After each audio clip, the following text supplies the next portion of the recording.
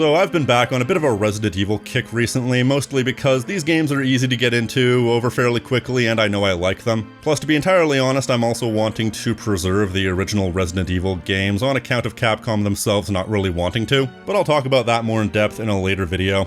Now, I really only got into Resident Evil over the past few years. I played a few of them before that, but it wasn't until relatively recently that I got properly into them. So excuse me if my opinions are somewhat on the normie spectrum, but there is something I wanted to talk about in regards to the original game, i.e. the one from 1996. In fact, it's one of the things that have struck me ever since I first played it all the way through. And it's something that's easy to notice if you play it yourself. A particular design quirk, because if you followed this franchise at all and watch videos about it on YouTube, chances are good that you will notice a distinct pattern. 90% of playthroughs you see of the original game have people playing as Jill. And that's for one simple reason. Well, aside from the other one. Jill is by far and away the more convenient character to play as. Let's lay it out. Okay, so if you're watching this video, you probably understand the context of the original Resident Evil, but I'll tell you anyway. SEAL Team 6 here, STAR's Alpha Team, goes in to investigate a series of strange attacks in the outskirts of a fictional city called Raccoon City. And in particular, the disappearance of the STAR's Bravo team, the secondary unit of their division, and they end up being chased into a lavish estate called Spencer Mansion, where depending on which playthrough you pick, the team gets further divided, with either Chris Redfield as the protagonist, assisted by STAR's Bravo team member Rebecca Chambers, or as Jill Valentine, assisted by senior STAR's member Barry Burton. So here are the main differences. First of all, and most importantly, the inventory space. This is a game that heavily emphasizes inventory management. Jill has 8 slots in her inventory, meanwhile Chris only has 6. A severe disadvantage right from the beginning that forces you to have to consider your inventory far more than you would otherwise, and it forces you to constantly have to run back and forth between safe rooms to do the item shuffle. It's to the point that during my playthroughs as Chris, I only carry one weapon, the ammo for said weapon, and whatever puzzle items I currently need. I didn't even bother with healing items, and I would only use them at safe rooms because I consider them a waste of space. Having 25% more inventory space is leagues more convenient. Or is it 33? I don't know how division works. But that's not all. Not only does Jill have the ability to carry more items, she also has to carry less of them. In her playthrough, you need to find the shield key, the armor key, and the helmet key. In both playthroughs, the shield key is only really used for one door, so really, she only has to use 2 keys to any significant degree. Moreover, she is famously the master of unlocking. Here's a lockpick. It might be handy if you, the master of unlocking, take it with you.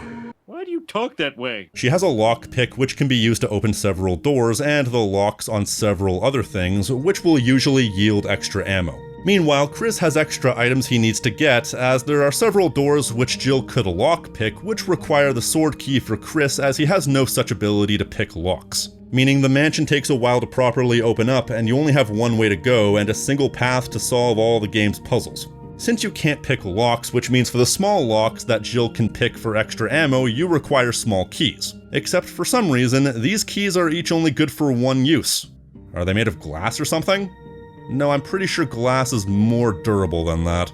These keys are also finite, meaning that I don't think it's possible to unlock everything, though I could be wrong. Point being that of these 2 characters, the one with less inventory space needs to carry more items. If that isn't backwards, I don't know what is. Then we have the weapon selection. Aside from the fact that Jill starts the game with her handgun already, while Chris only has a knife at the start, so if you want to fight the first zombie, you're gonna have a bad time. But then as Jill, you can get a bazooka almost immediately as you start the game. Meanwhile, in the same spot, Chris gets just more ammo for his pistol. As a matter of fact, Chris has to make do for most of the game using just a pistol and a shotgun. You do get a couple of flamethrowers you can use in the catacombs, but they're all south of useless. They don't have much ammo, and they're extremely short-ranged. Meaning that even if you do end up using them on enemies, most enemies will still be able to attack you even while you're using them, and even then you only have enough ammo to kill a small handful of enemies. Now, unlike some psycho kids I went to school with, I don't know much about guns. I couldn't tell you the difference between an AR-15 and an M4 carbine, but I do know that flamethrowers are not short-ranged weapons. Hence, flamethrowers, not flame spurters. Even worse, the flamethrower is used to weigh down a switch, so you can only actually use them for a couple of rooms. Meanwhile, Jill has unlimited access to a nice comfortable explosive. And then we get to the companions. Barry is kind of a big brother figure to Jill as he frequently helps her out. Most notably during that segment where you get the shotgun. You can get the fake shotgun, but if you don't feel like it, you can just grab the shotgun, get into the room with the collapsing ceiling, and Barry will kick the door down for you and save you. Meaning you get the shotgun without needing to properly solve the puzzle. And you get that iconic line, That was too close. You were almost a Jill sandwich. Overdone as it may be, it's still classic.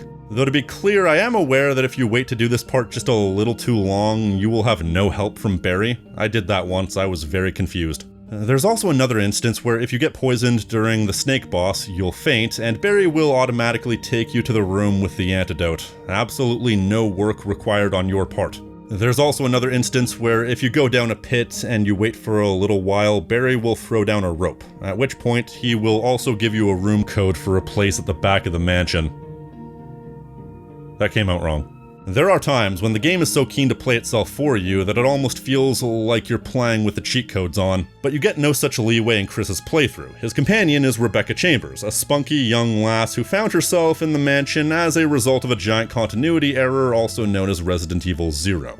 Much like how the two playthroughs are somewhat different, you also get another division in the game path where you get the choice to either let Rebecca come with you or leave her behind. It doesn't result in much variance in the game, but it does alter the game in a few subtle ways. Though in a game like this, I don't know why anybody would reject the extra help. If you do reject her help, from what I understand, you end up being her version of Barry. She can heal you a couple of times if you find her, but later in the game, when the hunters show up, she will be attacked and could potentially die, leading to one of the bad endings if you don't get to her fast enough. Then there's the matter of getting poisoned during the snake boss fight. If you do, whether or not you bring Rebecca with you, she will show up and you will have to play as her and run down to the room with the antidote. I believe in the scenario where you leave her behind, you will have to do it in a time limit, but either way, you have to make your way through the mansion facing however many zombies were left behind. And Rebecca only has her pistol and a handful of bullets, meaning it's very easy to lose progress here if you're like me and try to save ammo by skirting around zombies. Then obviously Rebecca isn't there to help you during the shotgun puzzle, so you need to do that in the old-fashioned way. Otherwise than that, Rebecca does have her uses, such as being the one to play the Moonlight Sonata when you solve that particular puzzle, or being the one to mix the chemicals to make V-Jolt during the plant boss fight. But while she's useful in these instances, these are things that Jill doesn't need help for, so in the Moonlight Sonata segment, you don't need to wait, and in the plant boss fight, you don't need to run around as a character with very little ammo. The only times you hypothetically wouldn't have to play as Jill, the game plays itself for you. Now, I've heard that apparently Chris has a higher chance of getting a critical hit on zombies, but I didn't ever notice that. As a matter of fact, I feel like in Chris's playthroughs, zombies took more shots to take down. And then there's that whole thing about how some zombies will go down after being shot several times, but then get back up as a death fakeout. I found almost every single zombie did that at least once in Chris's playthrough. Meanwhile, I found they did that significantly less in Jill's playthrough. Also, I didn't count, but I almost feel like Chris's playthrough has less ammo on top of having fewer options for weapons, as well as more zombies on top of potentially slightly tougher zombies. The one thing I am absolutely sure of is that Chris can tank more hits before dying. But if you ask me, for a significant chunk of the game, if you're getting damaged at all, I think you're playing it wrong. I find that until the hunters are introduced, it's pretty easy to manipulate the pathfinding of all these enemies, deke them, and go around. I would say by the time of the second half of the game, you should have enough ammo in your bigger guns to hold back the bigger threats, at least in the areas you need to go, as there are plenty of places in the mansion you don't need to go when coming back the second time. So from what I can remember, those are all the differences. So what gives? In most games with multiple playable characters that give you a lot of variance in gameplay, they usually try to make the different playthroughs equally balanced, yet distinct, equally fun experiences. Whereas in this case, the balance couldn't be more skewed, and I think that's why you don't really see people playing as Chris, because it's simply inconvenient. I'm not going to say it's less fun, because fun is entirely subjective, but you do need to run back to the safe rooms more often, you do need to be extremely wary of your inventory items you're carrying, and sometimes you have to outright leave a bunch of things behind and come back for them later, especially with the healing items, because you need to have at least 2 slots open before you can start combining them into more powerful healing items, which means you almost need to go on designated healing runs. There's essentially no advantage to playing as him, and any advantage he has can be easily cancelled out by one of several advantages that Jill has. Well, to answer my own question about what gives, the fact that there's basically no advantage to playing as Chris leads me to believe that this might have been intended as a non-standard difficulty selection in the original game. Think about it. Every single aspect of Chris's playthrough is designed specifically to make it a harder experience overall. Inventory space, more keys you need to collect, a less useful companion, the less useful weapons, several puzzles where you need to either rely on yourself or rely on something that leaves you at a disadvantage, and even potentially lesser offensive capabilities on account of you possibly having harder enemies and less ammo. It all points to this being an arcane difficulty option, and kind of a more clever difficulty option than a lot of games, because instead of just making you weaker or increasing the amount of enemies like what most games have, you have an entirely separate playthrough you can do which is significantly different in ways specifically designed to make the experience more difficult. But the problem with that is, if it were intended as an arcane difficulty option, well, first of all, they don't label it as such. It's entirely down to the players to figure this out. If they did intend this as a non-standard difficulty option, they could have just easily said in the menu, Chris, in brackets, hard, Jill, in brackets, easy. Actually, that probably wouldn't have gone down well. That could be misconstrued. But also, if this were intended as different difficulty selections, then why does Chris have more health? Why does he have a higher chance of landing a critical hit allegedly?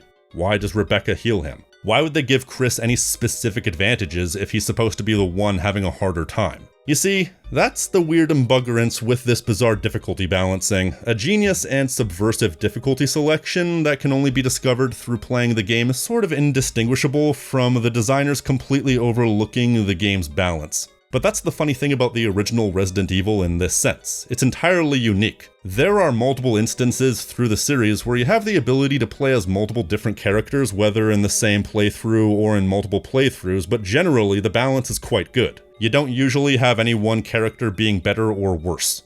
They'll usually have different weapons, such as how in Resident Evil 2, Leon will get an upgradable shotgun, whereas Claire gets a grenade launcher. And also a shocker doohickey. But in both cases, neither character feels at a disadvantage. Both have pretty much equally useful weapons and equally useful abilities. And that's just one example. There aren't many games that don't let you at least temporarily switch to a functionally equal character, but then again, most of the games after Resident Evil 1 had a novelty that the original didn't have, a little thing called a difficulty selection. Except it did actually have a difficulty selection, but only from the second iteration of the game, the director's cut onward.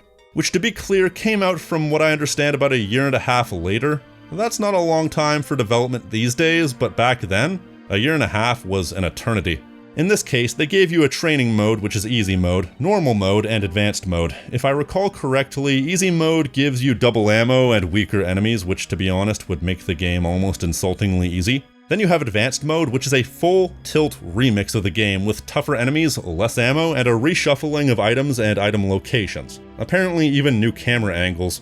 I haven't played it, but it sounds kinda sick, especially if you play the game enough times to not find it particularly scary. Because the game isn't that hard to begin with, and as fun as it is, it only stays scary for so long. But regardless, adding 3 separate difficulty options says to me that either these two characters are seen by the developers as equally balanced, or they forgot by the time the director's cut came out that they themselves were supposed to be the difficulty options. It makes no sense to have the difficulty options on top of the difficulty options. But then again, just because it doesn't make sense, that doesn't mean they were legally obligated not to. It's just a bit weird.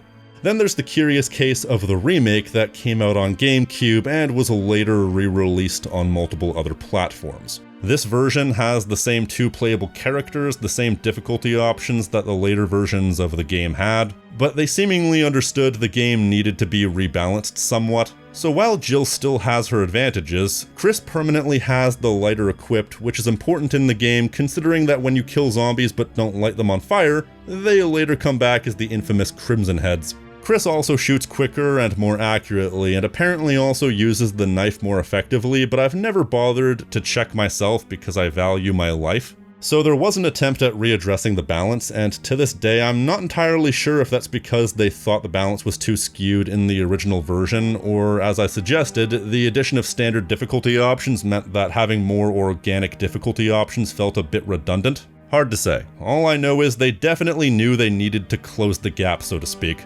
All I can say for sure is that there was some sort of shift in philosophy which made them reassess things in retrospect around the time of the first sequels, which caused them to constantly readdress the balance for years to come. So the long and the short of it is, I can't make heads or tails of this system of difficulty balancing in the original Resident Evil or why it was implemented the way it was. It's such an odd bit of design. In the grandness of the Resident Evil series, the numbered entries, the subtitled entries, from fixed camera to third person, from the single player to the multiplayer, from the great to the shit, somehow this aspect of the game makes the original Resident Evil stand out in a way that no other game stands out, I don't think. It's in a league of its own in this small, confusing way, and to this day, I can't make heads or tails about why this game went the design route it did.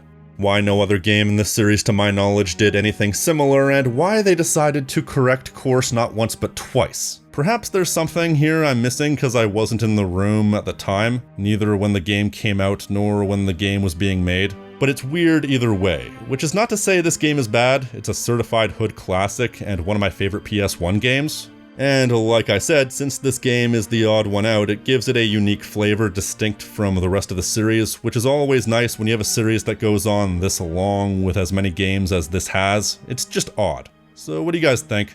Why did they go the route they did? Why is this game the odd one out? And stay tuned for my more in-depth look at this game and the two games that came after. That's all I have to say, so if you like this video and want to support the channel, you can leave a like telling me what you think, subscribe for more, leave a like, and hit the notification icon so you're always up to date on what I'm doing. I've been the King of Snark Style right here on Tactical Bacon Productions, and I will see you next time. Stay crispy, my friends.